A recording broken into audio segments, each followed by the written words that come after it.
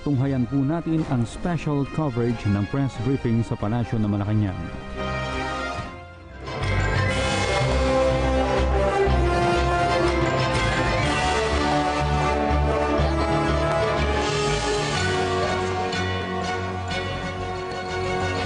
Good afternoon, Malacañang Press Corps. Let's now have Presidential Spokesperson Salvador Panelo. Hello, good noon, members of the Malacañang Press Corps and my countrymen. I'd like to report to the nation and to you, particularly, what happened last night at the cabinet meeting. President Rodrigo Duterte presided over the 34th cabinet meeting last night at the Aguinaldo State Room of Malacañang Palace.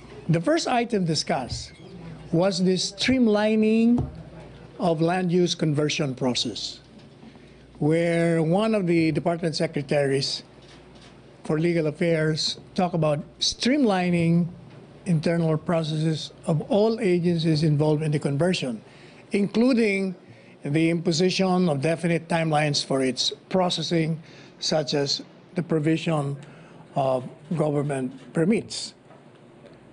Programs for improving the lives of farmers and fisher folks were the second on the agenda item.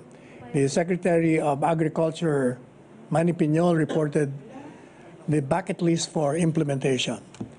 And these are: 1, farm-to-market roads, irrigation, including a solar-powered irrigation system to be financed by an Israeli company. Then storage facilities, activation of regional food terminals, and strengthening of the RORO programs.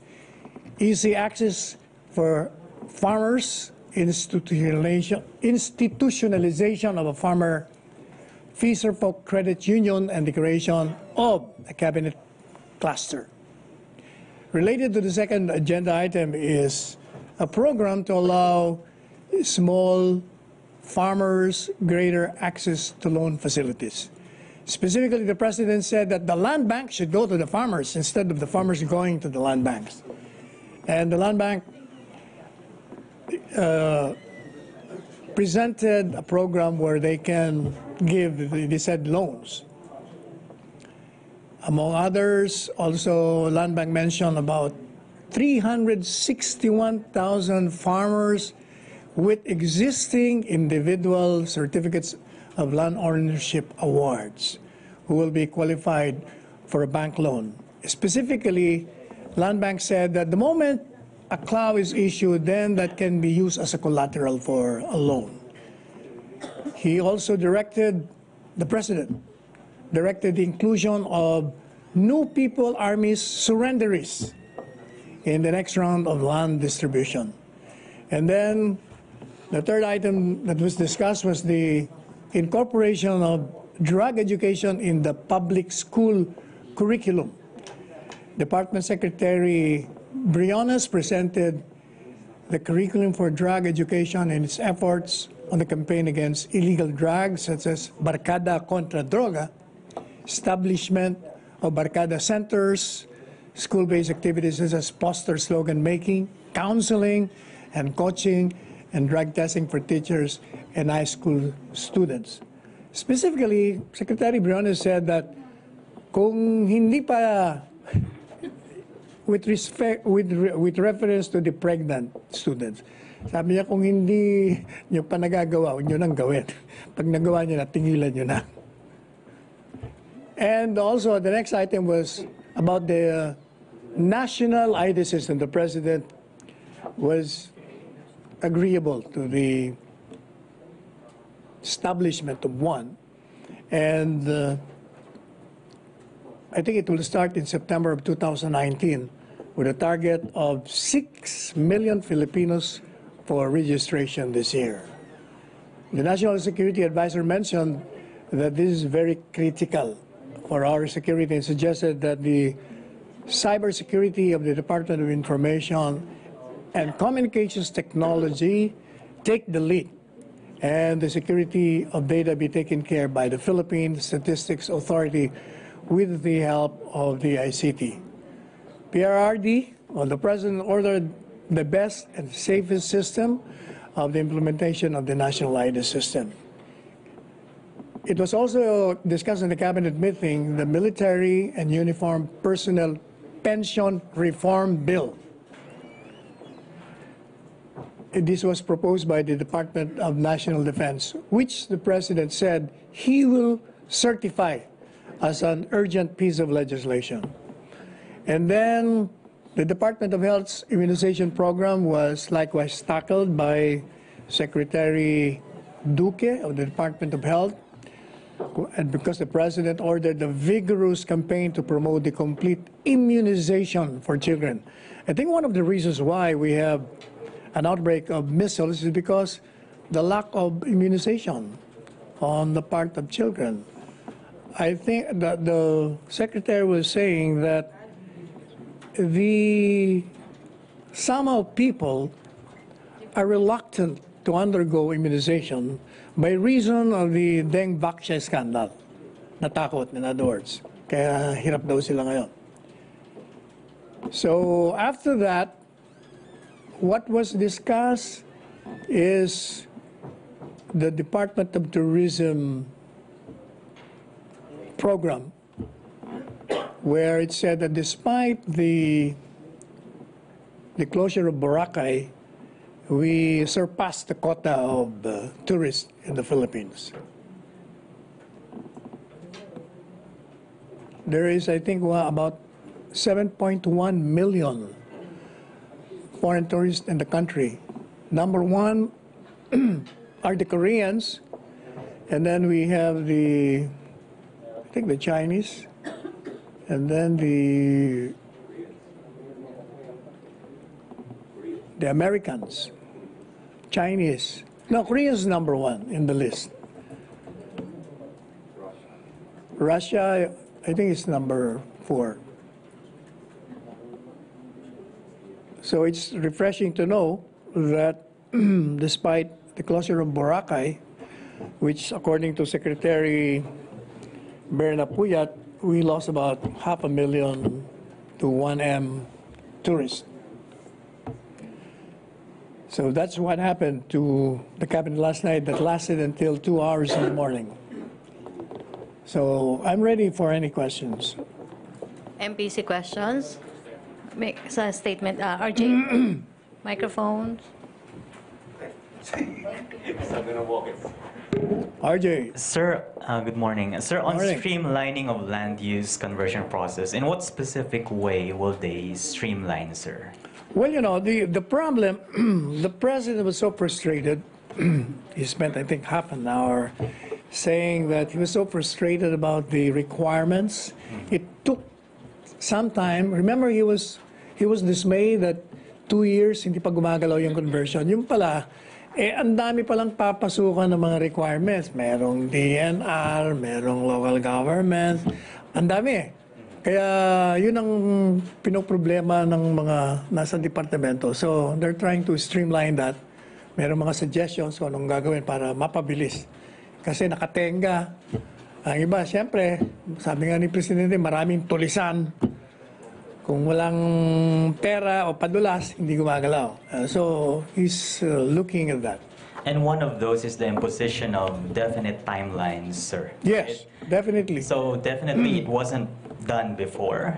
So that's why it took so long for them to process applications. Well, the explanation there is because like yung DNR, kailangan titingnan mo pa kung i-examine mo pa yung lupa kung pwede na ma-convert o hindi.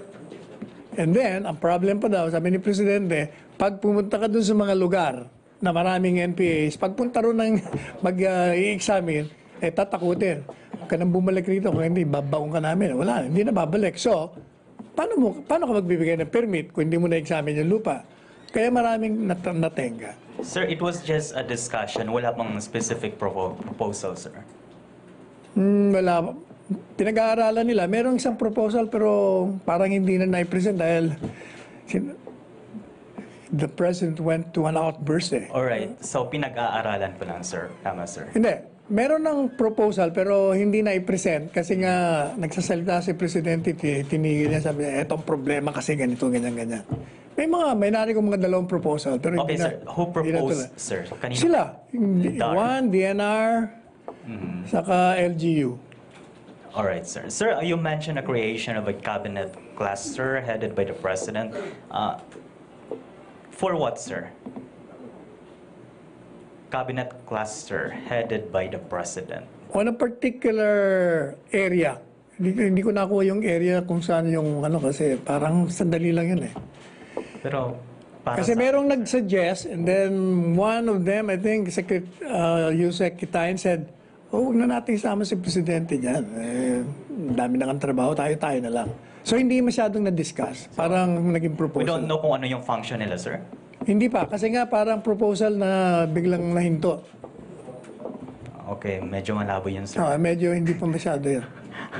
Okay, sir. Sir, the president ordered a vigorous campaign to promote complete immunization for kids. Of course, you mentioned already that the Mbaksha issue was tackled. So, Yeah. sir, sino daw yung dapat sisihin sa takot ng mga tao? Siguro, dahil nga doon sa naging iskandalo. Iskandalo, plus yung di umanong may mga namamatay because of Mbaksha. So natakot yung mga parents na ipa-immunize yung kanilang mga anak. So kailangan ng information campaign, yung sabi ni Secretary Duque, para magkaroon ng massive immunization ng mga bata. All right. Sir, we had 7 million foreign tourists last year. You mentioned, does the DOT have a specific target for this year, sir, as to how many % of increase they want to achieve? Wala siyang binanggit. Wala, She sir. did not mention any target. And sir, the president also met with rice industry stakeholders in Malacañang yesterday. Yes. Details, sir. Well, the long and short of it is that those who you met last night was against or were against. But according to the president, the policy would be to the greater good. Yun ang ibibigay niya. So kahit na kumontra sila, mukhang itutuloy niya. So when does he plan to sign the rice? He didn't say so, certificate? but I think it's forthcoming. But what was the president's response to them? Sinabi niya sa kanila na kailangan yung greater good Okay. ang susundin natin dito. Okay, thank Thank you, you. RJ. Other issue? Follow up, sige. Pia. Sir, last night, did the President talk about exacting accountability or making accountable several personalities or government officials whom experts are pointing at are directly responsible for eroding public trust on vaccines? I'm talking about PAO Chief Persida Acosta and PAO Forensics Chief Dr. Erwin Erfe. Na may nabanggit po ba No, si President? wala, hindi namin na-discuss yung portion na. How did the President take the measles outbreak, sir? Considering that we have enough government resources to prevent such... Well, he said he directed Secretary Duque to do something about it. And Secretary Duque said, we're already doing something about it. So we're conducting a massive immunization plus information campaign that it's better to prevent than to cure. Kasi sir, dun sa mga previous speeches ni President Duterte, he directly pointed at the Dengvaxia controversy as the reason kung bakit maraming mga magulang natatakot na ipabakuna yung kanilang mga anak. Wala po ba siyang anything na nasabi tungkol doon sa Dengvaxia controversy? Did he talk about the people behind? No, because if you remember, issue? the House recommended filing charges against certain people. And we said that we will defer to the findings of Congress and let the law take its course. The DOJ will be conducting an investigation to determine probable cause. Pero sir, I think that's different kasi several doctors group are pointing directly at those individuals. Kasi kung hindi daw po sila, kung hindi nila siguro ginamit yung issue, hindi sila nag-ingay tungkol dun sa issue, marami pa rin mga magulang ang magtitiwala at ipapabakunahan pa rin yung kanilang mga anak at hindi mangyayari itong measles outbreak na ito. Well, we didn't discuss that particular point, or nobody raised that issue. you talked about President Duterte ordering a vigorous campaign for vaccination. Ano po yung ano yung mga directives niya on that kay Secretary Duque, sir? Well, he said that the Department of Health should do something about the outbreak. And Secretary Duque said we're already doing something about it. Hindi po ba siya, sir, nagalit or nadismaya dun sa nangyari? Kung nagalit man, Na nagkaroon ng measles outbreak. dati na siyang galit kahapon dahil nga sa frustration niya sa mga requirements na kung ano-ano na parang he felt... In fact, he excused himself. He excused himself because parang siguro pahinga muna ng konti dun sa holding room. Pero on public health, sir, wala siyang... Hindi, basta he directed the Department of Health to do something about it. Kailangan solusyonan natin yung outbreak. Will that also include President Duterte campaigning himself for vaccination, to convince parents to vaccinate their children? Kasi may nabanggit po siya dun sa dati niyang speech sa Malabon at directly in-encourage na kinausap niya yung mga magulang na pabakunahan yung kanilang mga anak. Will he also be include? Hindi ba yung mga adults na himself? bakunahan na ng measles? Kami, nabukunahan na kami lahat. Yung mga bata na lang ang hindi pa. Sa kampanya, so we're talking about yung kampanya ng gobyerno para sa pagpabakuna. Will he also be including himself? O tutulong po ba din siya doon? Definitely. In fact, siya nga nag-order ng nagawa ng paraan yung problema ng... Thank you, sir. Okay, Tina, follow up. Follow up? Follow up muna. Joseph, then Ina. Sir, Joseph.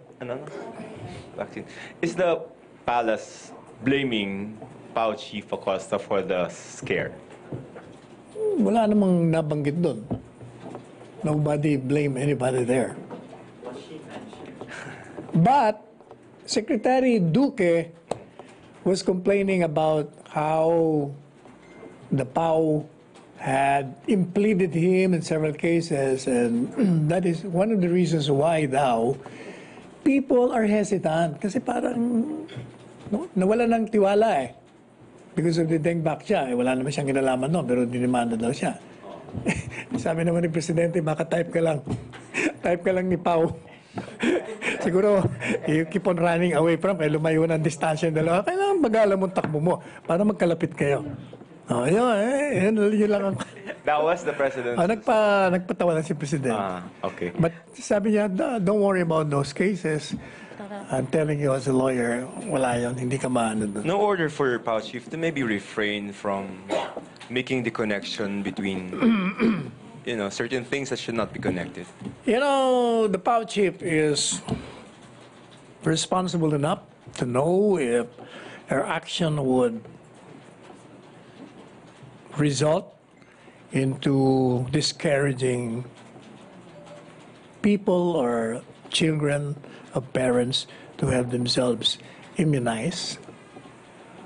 So we'll leave it to her.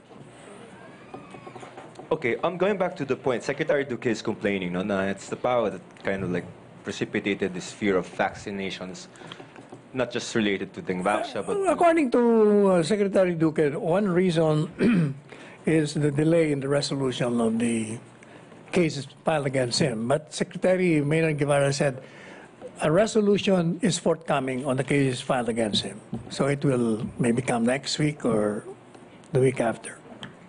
Resolution versus him, no? Yeah, with respect to him.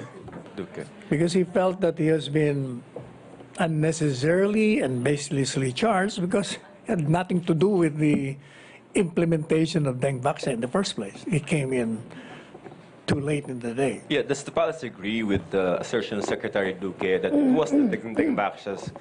It was what? You said it was the Deng-Bac's scandal, to use your word, that brought about this fear of vaccinations. Does the palace agree with the Secretary Duque's statement? I think it's not a matter of agreeing or that. I think it's a matter of whether, is that the reality? Was the scandal really discouraged? From the looks of it, it would seem so. So yes.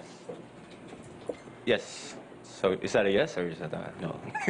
No, hindi nga eh. In other words, doesn't matter who or what the palace thinks about it. The question is that the fact?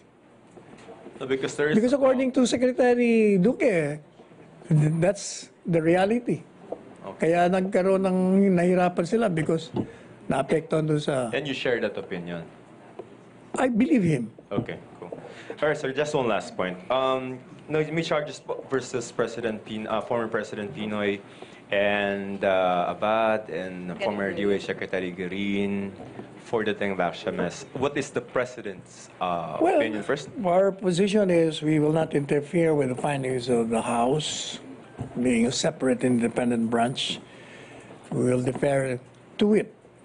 But I understand the charge is more on technical malversation. In other words, they use specific funds designed for another purpose and using it for another.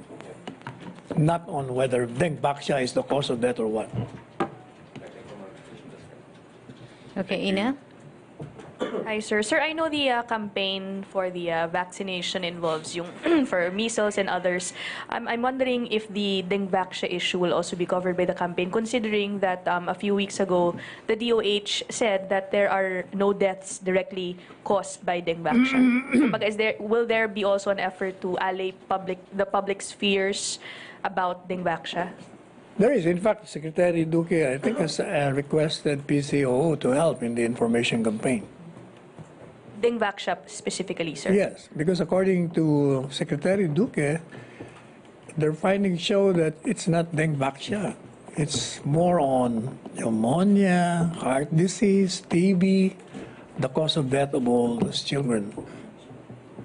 Sir, ano na? And the President said, that will be a long, it will be a tedious, long case.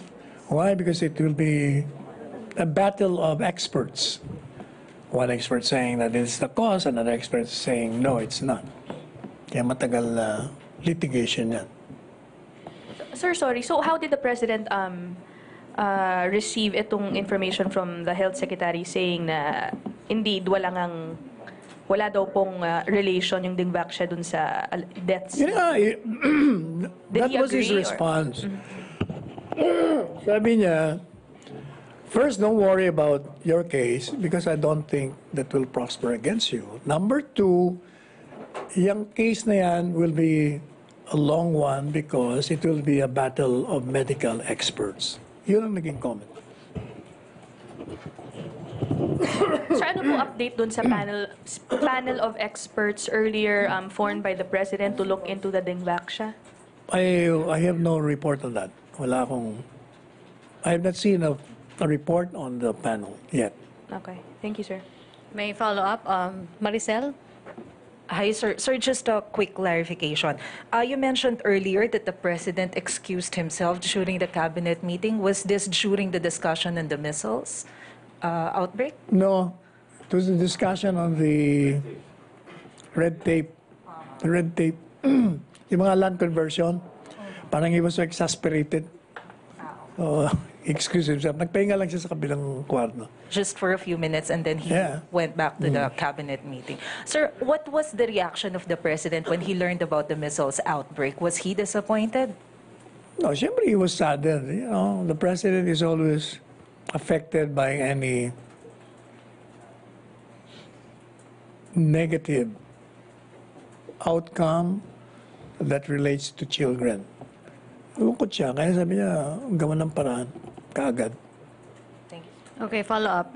Christine? Sir, over here. Ayan. Hi. Sir, do you think, sir, si Pao Chief should also take responsibility for that, yung sa Dengvaxia? Because si Duque also blamed her. So, should she also be held accountable for it? Well, the Pao Chief, as a lawyer, is defending or pursuing a theory that favors the clients. In other words, he's pursuing an advocacy an impassioned one. So I cannot blame her for that. But even if we do that as lawyers, we are confronted with the realities that our position may affect and impact negatively on the general public. So it's her call. We'll leave it to her. As far as she's concerned, she's just doing her job. Protecting the parents of those, what she perceived to be, dying by reason of Dengvaxia.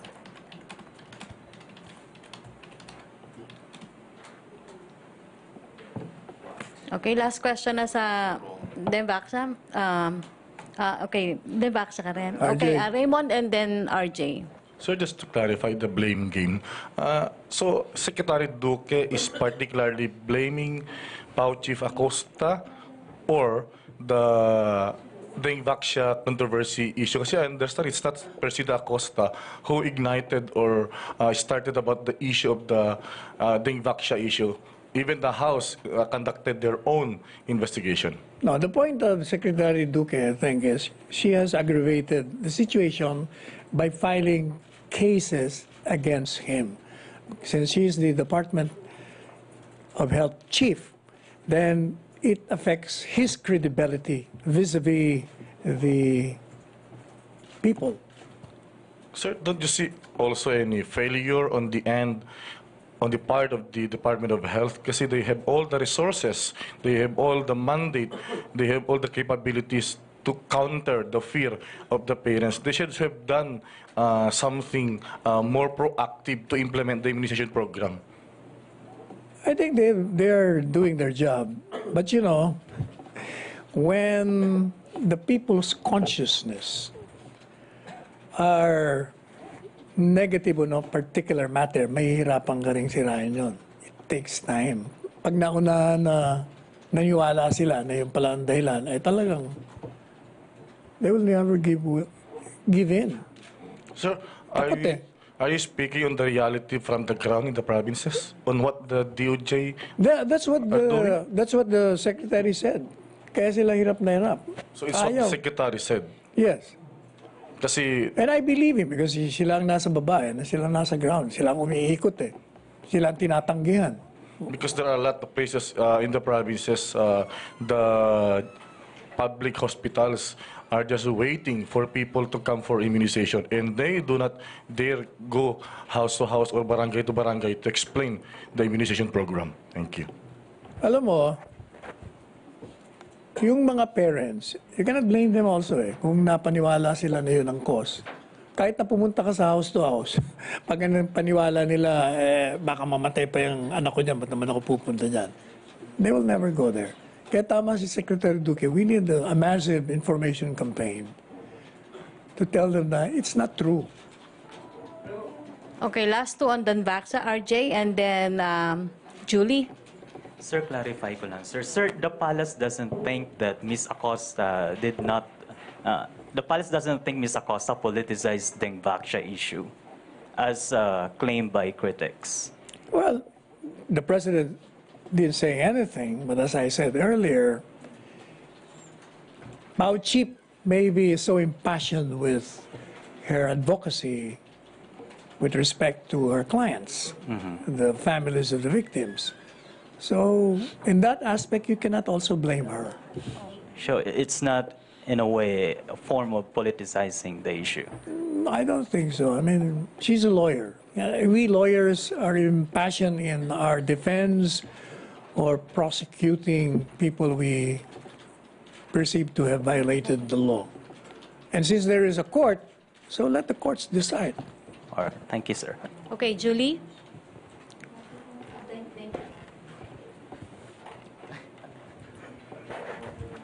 Sir, you mentioned earlier that PAO Chief Presida Acosta is responsible enough to know if her statements may have affected the DOH's vaccination campaign against vaccine preventable diseases. Yes, in other words, it's her call. If she feels that her advocacy has affected the people into not believing on immunization, including immunization from other illnesses, then she should do something about it. Given, sir, that there is already a measles outbreak and the present situation as DOH Secretary Duque has laid in front of cabinet meeting, does the palace think that Persida Acosta may have gone too far with her statements on the dengue vaccine? Again, I will repeat, it's her call.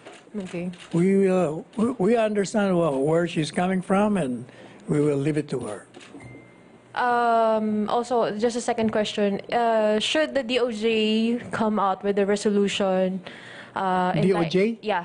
Should the DOJ come up with a resolution indicting DOH Secretary Duque? And given that PAO Chief Persida Acosta and both Secretary Duque are under the executive branch, is the President willing to back either one of the two sides? No, the President, one, does not interfere or intrude into the department's authority and responsibility. DOJ has the duty to determine whether or not there is probable cause for any case filed before it against anybody.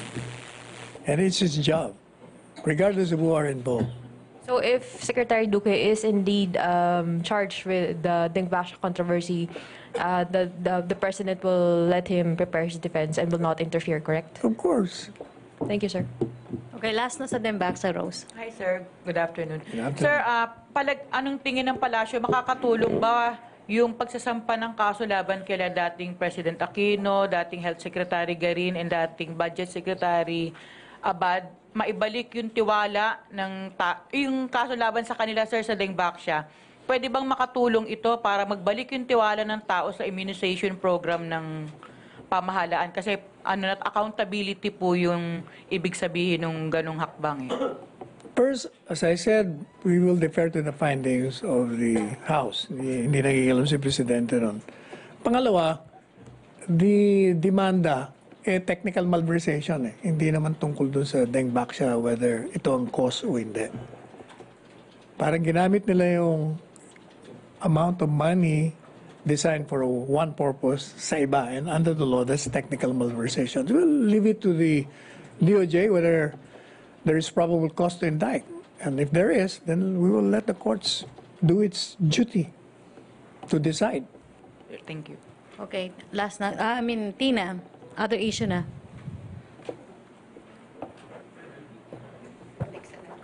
Sir, sa issue lang nung DAR, did the President mention or reveal yung name ng DAR officials na gusto niya sibakin? He's been vocal in the recent public appearances. He did not identify. So, but then, is there an ongoing investigation against these officials? If you know, sir. I think so, yes. Pero hindi ko alam kung sino ang in charge doon sa investigation. Sir, on the issue of the national ID system, did Secretary Esperon and Yusek Rosales explain the delay in the implementation since Congress initially allocated 2 billion funds under the 2018 budget? What were the causes of delay? Ang cause yata ng delay is yung problema sa security. Yusek said that they even asked the ATV to give them technical assistance. Marami pang, but according to her also, mukhang on time naman September. Baka mailabas nila by September. Sir, Because under the law, mukhang yun ang target to September. Sir, anong assurances that the national ID system will not be used against some left-leaning personalities or perceived enemies of the state? Well, yung security agency natin ang in charge nun. And Secretary Esperon said, we can be sure na hindi magkakaroon ng snafu dun sa security. Okay, Ace? Sec, any update on the status of the rice tarification bill? Hindi, sabi ko nga kanina, it could be forthcoming kasi nagbigay na siya ng posisyon niya dun sa mga farmers na kausap niya. So hindi pa napipirmahan. Hindi pa, dahil minute niya pa nga. Pero ano ba yung concerns ng farmers about that particular measure?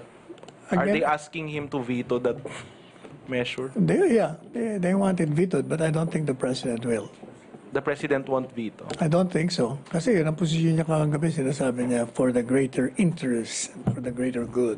So basically, the meeting with farmers was about explaining the bill? Can we assume that? No, that was a courtesy call and asking the president na maapektuhan sila. But sabi So napag-usapan yun?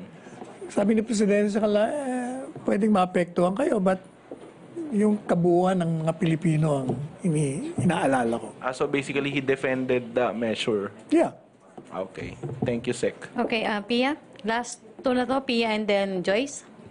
Sir, you said that President Duterte wants to certify yung military and uniform personnel pension reform bill. Why did the President think there's an urgent need to reform the pension system to military and uniform personnel? Siguro marami nagre-reklamo sa pension nila. Considering na involved ngayon ng armed forces in our fight against communism, rebellion, terrorism. Maraming nalalaga sa atin eh. Maraming nalalaga sa ating mga kasamahan. So understandably, sir, there may be some opposition from military officers or uniformed personnel. May opposition? There may be some opposition, sir, or Pabor nga complaints. sa kanila. I don't think they will oppose. Kasi, sir, I understand that retirees will only receive pension at the age of 60. Even if you avail, for example, early retirement at 56, you have to wait until you're 60 to receive your pension. So there may be some opposition, pagpalagay na lang po natin, or complaints coming from the military officers of yet to retire. Hindi po ba natatakot si Presidente that it would cost him the support of the military? No, I don't think so. Yung sinasabi mong baka may kontra sa 56 to 60, gusto nga nila yun na hindi pa sila magre-retire eh. Kasi pag 56, retire ka na, di wala ka ng trabaho. Mabuting-mabuti kung na-appoint ka uli. Mantalang kung 60, pwede ka pa magtrabaho. You have additional 4 years. In fact, I think that measure is designed for them, for their benefit. How, sir? How? Kung 56, retire ka na, di tapos ng trabaho mo. Samantalang kung up to 60 ang retirement mo, o di may extension ng 4 years na nagtatrabaho. So, ano po In yung... fact, I have one friend who told me, I won't mention his name, sabi niya, I cannot retire. Sabi ko, why? Sabi niya, I need a loan kasi supposedly gusto niya na mag-retire 1 year or 2 years earlier. Sabi niya, I need to get a loan. Pag ako'y nag-retire, wala na ako dito sa quarters na libre. I have to build my house. Kaya hindi ako po pwede mag-retire pa. So, does the President feel that there is a need to extend the military service of uniformed personnel, for example, from 56 to 60? Is there a need, sir, na nakikita si President Duterte, considering that you have the problem with terrorism, communism, ganun, sir? Is it connected Siguro with apart that? from yung kailangan natin, ang galing nila, nakikita ko kasi 56 is very early retirement. Sa panahon ngayon, ang 80 years old, bata pa eh. Lalo na 56 years old. Kaya parang nakapangihinayang naman na pagkatapos mo pinag-aral ng gobyerno, paparetirein mo na kagad. Tapos wala na silang ginagawa. And they want to serve eh. They want to serve more. Longer time. Is the President looking at extending the service then of other professions, like example, teachers? No, hindi ko alam yung portion yun. Yun lang sa military alam kung may pension. Okay. Thank you, sir. Okay, may follow-up si Ace. Secretary, what is the President's stand on the issue regarding the pension? Kasi di ba alam naman natin na kapag lumaki yung sweldo ng mga active, lalaki din yung pension ng retired. Yes. And it could bloat the deficit. Because it comes from the state funds, yung national budget yon. It can bloat the deficit kapag lumaki. Ano yung stand niya doon? Is he amenable to amending that? I'll ask him about that. I don't know his Kasi problema ng budget department ever since yun eh. Yung lumalaki yung pension requirements kasi lumalaki din yung sweldo. So ngayon, hindi nyo ma-increase yung salary ng ang soldiers. solusyon doon ang koleksyon ng income tax and corporate tax. Yeah, nabanggit yun. Pero with the number of retirees, Even yun then, yung sabi ng economic managers, mahirap if you achieve your goal in collection, wala kang problema sa pag-defray ng... Pero ang daming retirees, Magkailan lang ba naman yun? Madami, Anyway, pero wala pang stand si Presidente Duterte. Okay. Friendly reminder, yung mga follow-up lang, limit your follow-up question. Isa lang, sir. Sir, whatever happened to President Duterte's plan to form a pension fund for the military? Kasi nabanggit niya na yun beforehand. Wala pa siyang binabanggit. I'll ask him. Magkikita kami mamaya sa command conference. So wala pa, sir, initial na pagpaplano, sir? Hindi ko pa wala akong narinig sa cabinet meetings. Okay, last three, Joyce, Nestor, and Joseph. And Tina pa. Sir, nabanggit niyo hindi naman pinangalanan ni President Duterte sino sa DAR, particularly yung gusto niyang tanggalin. Pero did he mention or did he order a revamp inside DAR? Wala siyang binabanggit. Okay. Sir, last time you also said that Budget Secretary Benjamin Jokno can bring that up sa cabinet meeting, yung problem with House of Representatives issuing show cause order. Did he bring that up, sir, sa cabinet meeting? He didn't kasi mukhang, di ba, matras na naman si Congressman Andaya. Sabi niya, I won't insist on him appearing. Sinabi niya yun So, naging moot and academic na. May subpoena, sir, ngayon na Saka alam mo, yung sinasabing, that reminds me now, yung sinasabi ni Congressman Andaya na he wants to know what happened doon sa hindi nagastos, ay simple lang naman ang paliwanag. Yung hindi nagastos, babalik sa National Treasury yun. Ganun lang yun. So there is no need for you to explain. Mag-i-explain mo doon. Siyempre, nasa National Treasury. Development lang, sir. Just 30 minutes ago, House issued subpoena for Budget Secretary Benjamin Jokno to appear before the House Committee hearing tomorrow, February 8. So, anong balak ni Secretary Jokno? Would you advise him to go? What I know is his stand is I've already testified. They've asked me. I've already explained to them. There is nothing more to explain. So, hindi siya dapat umattend? No, that's his call. Yun ang naririnig kong sinasabi niya. Wala siya sinabing hindi siya attend. Basta sinasabi niya, nagbaliwanag na naman ako. Would you encourage him, sir, to attend? Huh? Would you encourage him, advise him to attend? I'm not his lawyer. But sir, I'm the lawyer of the president. But sir, syempre under the executive, do you think the president would advise him to attend? I will not preempt his lawyer. Mamaya magalit pa sa akin yung abogado niya. May sarili naman siyang lawyer. Okay, Tina. Sir, subject lang ng command conference mamaya.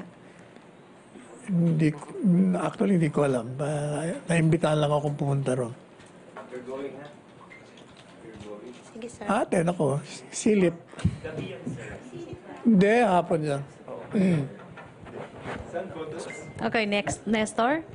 Sir, before my question, may blessing ba yun ng President because the DBM issued a statement that they are welcoming the subpoena for Diokno to clarify the issue. So mag-a-attend nga si Secretary Diokno or magre-respond siya dun sa subpoena ng House. May blessing ba yun ng President, sir? Or? Kung atin, wala sinasabi si Presidente. Basta, ang alam ko lang na nagkita sila. Parang ganun lang. Parang ano. Sir, wala na naman parang ganun lang yung usapan kagabi. Kasi nga, hindi ba sabi ni Congressman Andaya, I will not insist on him appearing. Hindi, may subpoena, pero in other words, kung may excuse si Secretary Jokno, he will not insist. Okay, sir. Sir, what is the position of or the reaction of the President on the statement of Senator Lacson urging him to use his line item veto power to remove the alleged pork insertions made by lawmakers? He had no comment, but as we said earlier, let us not, I agree with Secretary Medialdea's comment that we should not preempt the President. The President knows what he's going to do. So what will the President do, sir? Then let's see. The basis for any action of the President is people's interest. Napag-usapan ba ito sa cabinet meeting kagabi, sir? Hindi na pag-usapan. Yun lang mga sinabi ko. Okay, last question na. Joseph? Sir, follow up on the pork barrel. No, as a Pork barrel. concept and principle, does the palace agree with the power of Congress, and they've done it in this budget, to allocate for themselves lump sum funds? What we recognize is the power of Congress to amend, to review and to amend, and to do whatever it feels is correct, necessary, and right. We leave it to them. Now, if the president feels that it's wrong, then he can use his bit of power to correct it. So sir, yun pong, kasi the NEP already allocated 100 million for each congressman, no? And then according to Senator Lacson, Speaker Arroyo added some, maybe 50 or 60 million to each congressman. What do you think of it, sir? Di ba, ever since sinasabi ko, I cannot even understand why the fuss of all this. Kasi when you allocate for a particular district, that means the district, the reasonable assumptions, they need it. So, ang importante kay Presidente, gagamitin mo ba yan sa pangangailangan ng distrito mo o kukurakutin mo lang yan? May problema tayo pag ganyan na. So sa akin, I think wala rin ako makita ng problema eh. But we have Precisely, districts need money to improve itself. Ano namang masama doon kung meron silang mga pondo? Ang problema doon kung hindi mo gagamitin. O kaya nga nagkakaroon ng mga demandahan. Yes, sir, but we have a Supreme Court ruling outlawing lump sum discretionary allocations. Hindi ba yung sabi ng Supreme Court yung pag hindi pa nailagay sa budget? Oo.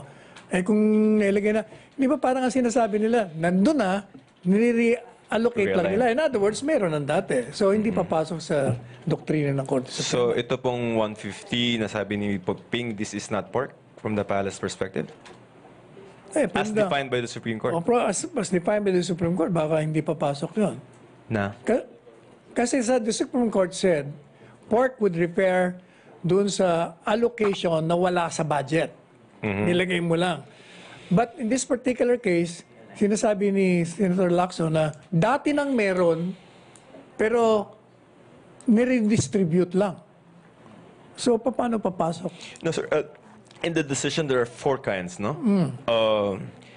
Yun pong dinidiscuss nyo would be a function of when the budget was allocated, pre and post, no? Maybe pre, pwedeng lusot. But there's also letter C, I think, from the decision, lump sum discretionary funds, meaning 100 million na budget. Let's apply it to the allegation of Senator Lacson. 100 per plus 50 from Speaker Arroyo, and they themselves identified. That's what's prohibited in letter C of the decision of the court, sir. Again, I will repeat what I said earlier.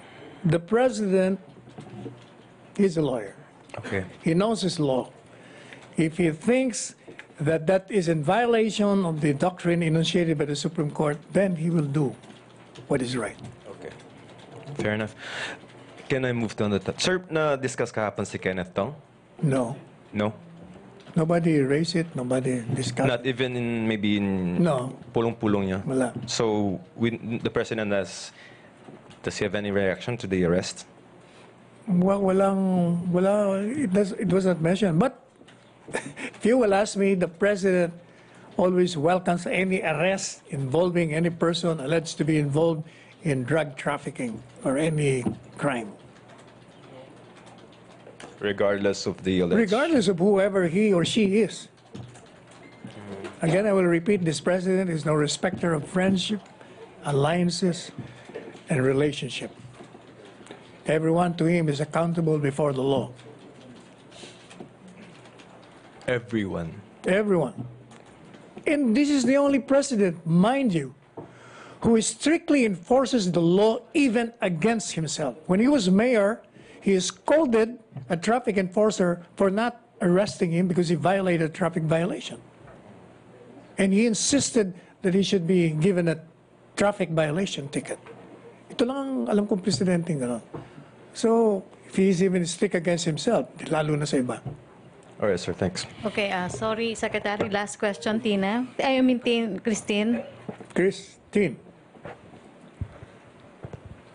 Sir, on Jokno, why is the cabinet not rallying behind him like what it did before when they said na it was a disrespect the last time he appeared at the House hearing? So We have not removed our support for Secretary Ben Jokno.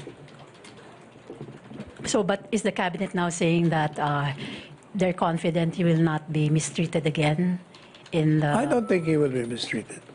I don't think so. I think the members of Congress know or realize that it could have been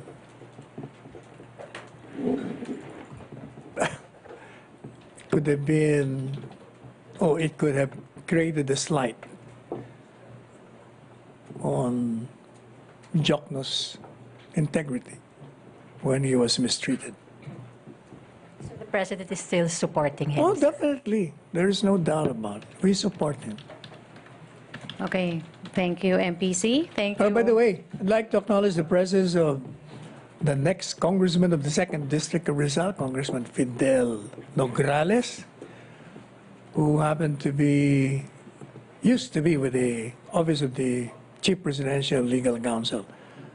I understand from what I gather from the people there, you would be the next congressman of the 2nd District, just like Senator Bongo.